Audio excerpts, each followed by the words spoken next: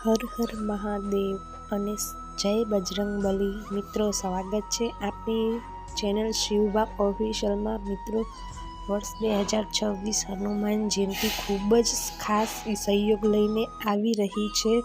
કહેવાય છે કે કલયુગમાં જો કોઈ જાગૃત દેવ હોય તો તે છે પવનપુત્ર હનુમાન. આજે આપણે આ વિડીયોમાં જાણીશું કે આ પવિત્ર દિવસે કઈ ભૂલ ના તમારા બનેલા કામ બગડી શકે છે અને કયો એક નાનકડો ઉપાય તમારા જીવનના તમામ કષ્ટ દૂર કરી શકે છે. આ વિડીયોમાં આપણે હનુમાન જયંતિની સાચી પૂજા વિધિ, શુભ મુહૂર્ત અને જીવનના કષ્ટ દૂર કરવાના અચૂક ઉપાયો વિશે વાત કરી છીએ. હનુમાનજીને પ્રસાદ કરવા માટે કઈ બાબતોનું ધ્યાન રાખવું તે જાણવા વિડીયો અંત સુધી જોજો. પૂજા વિધિ અને ખાસ નિયમો. હનુમાન જયંતિ દિવસે સવારે વહેલા ઉઠી લાલ વસ્ત્રો ધારણ કરી હનુમાનજીના મંદિરે જવું, તેમને ચમેલીનું તેલ અને સિંદૂર અર્પણ કરવું જોઈએ. મિત્રો, યાદ રાખજો કે હનુમાન જયંતિ પૂજામાં ક્યારેય પણ સફેદ ફૂલ કે સફેદ વસ્ત્રોનો ત્યાગ કરવો. સ્ત્રીઓએ હનુમાનજીની મૂર્તિને સ્પર્શ ન કરવો જોઈએ, પણ તેઓ હનુમાન ચાલીસાના પાઠ જરૂર કરી શકે છે.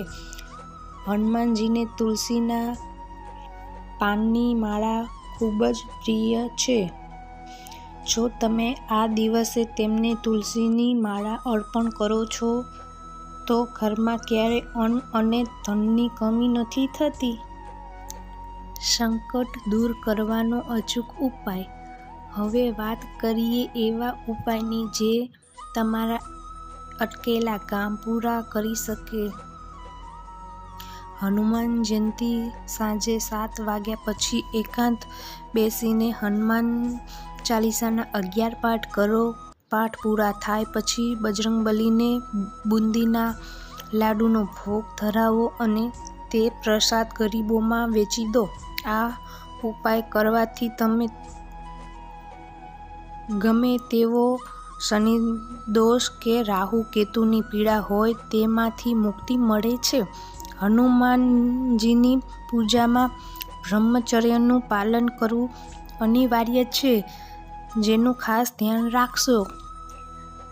મિત્રો, શ્રદ્ધા હશે તો પથ્થરમાં પણ ભગવાન દેખાશે અને બજરંગબલી તો ભક્તોની વ્હારે આવવા હંમેશા તૈયાર જ હોય છે. જો તમને આ વિડીયો ગમ્યો હોય તો વિડીયોને લાઈક કરો અને કોમેન્ટમાં પૂરા ભાવથી જય બજરંગબલી જરૂર લખજો. ચેનલને સબસ્ક્રાઈબ કરવાનું ભૂલતા નહીં. હર હર મહાદેવ. જય માતાજી. તો અહીંયા આપણો વિડીયો પૂરો થાય છે. જય દ્વારકાધીશ. રાધે રાધે. હર હર મહાદેવ.